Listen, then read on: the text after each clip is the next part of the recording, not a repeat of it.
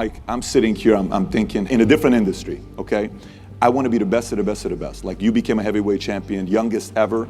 If I want to be the best in my sport, say this business, what tips would you give me? I want to be the best in our business. This is insurance, they're building their businesses. Right. But just the mindset of wanting to be the best. What is the mindset you can transfer to somebody being the best? Just find out the first guy that really succeeded on this, probably 1900 or something like that. Even if he was a crook. Let's go from there and go all the way there and read all the way till you get to you. Okay? So one, study history. Yeah, study it till it gets to you. And then you realize those people were just you in funny clothes. Then you watch, you read everything they did, now you practice it. Can you teach desire, or the desire has to come from somebody? You can inspire desire, but can you teach it? I don't know. I never had to try to teach anybody that. Nobody had to teach you the fire, because you had it. It was within you. Well, no, it wasn't definitely within me. You know, somebody had to bring it out and show that I deserved to have what I had to learn self-love. You know, no, I don't care how great you are and how much you succeed. Without self-love, you're nothing. Because self-love is discipline. And discipline is doing what you hate to do, but do it like you love it.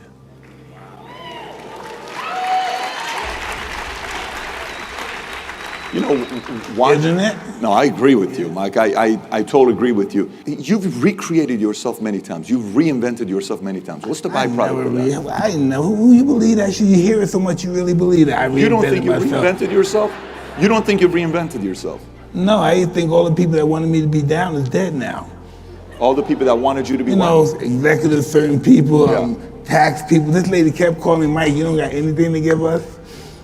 And the tax lady, you wouldn't let me cut my back, and then they died, and next thing you know, I didn't have to pay taxes anymore. So this lady was just busting my I'm serious. Because eventually, right, in taxes, you don't pay a certain amount of time, like 10 years, so I don't pay. You don't have no money? Okay, Mike, we'll cut this off. Can you pay us now? I said, not yet. So when it's down to like, what, 3 million, 2 million, I might be able to pay you now. You know, if anybody had tax problems, you know, they take it off, they take a little off here and here. You just got to be patient. Oh, you know, it came from 60 to like 3. Half the room's not gonna pay taxes for 3 years. They're gonna be like, I'm gonna wait. I was surprised they didn't take my house or I was waiting for them to take stuff and they didn't take any. Mike, a lot of people have come in when they see somebody winning. You know, Charles Aznavour, I don't know if you know, he's an Armenian singer. I saw him perform at 90 years old. He said, when I was making money and coming up, he says, I was married 5 times and I saw a lot of people that acted like they wanted the best for me, but it was very hard to realize at the end of the day, there was really only 5 people I can trust the most because everybody wanted to kind of take stuff from me. How do you differentiate the difference, you know, between flattery and compliment? Mike, you're so amazing. Mike, you're this. What's flattery? What's a compliment to you? You have to know who you are first. Okay. First, if you know who you are, it depends if you want to be flattered. You know, it's up to you. You know, everybody knows, you know who you are. I know who I am. People say they're great all the time, you're this, you're that. Whatever they say, I know who I am, you know? And that's who I am. I flatter a lot of people. Yeah, I can't say that. Yeah, I do flatter a lot of people. You flatter a lot of people? Yeah. Do you let people? So many great people, you have to. Sure, but flattery, you know, compliment flattery, and I guess the angle I'm taking with this is, what did you look at people to let them into you? Meaning, you know, I like this guy, trust him, I'm gonna let him in. What was your formula to let people in? Because the bigger you get, you can't let too many people in, right? So how do you process who you let in? Who do you keep out? Right, by knowing who to keep out. I don't know, who do you keep out? I'm asking you. I'm a strong believer that everybody you fight is not your enemy, and everybody that helps you is your friend, you know? Not everybody you fight is your enemy, and everybody that helps you is your friend. Not everybody who helps you is your friend. Yes. Mike, your wisdom's on a different level. No, because you put it out there. Your wisdom's at a level. You gave me the question. The question, the depth is the question. Yeah. The answer just goes with the question. Doesn't hold any more weight. It just goes with the depthness of the question. Any advice for someone who's starting, because some of our guys are starting to make a lot of money, millions of dollars, but you know, they got kids, they got families. What advice would you give to somebody that starts making a lot of money? Money they've never made before.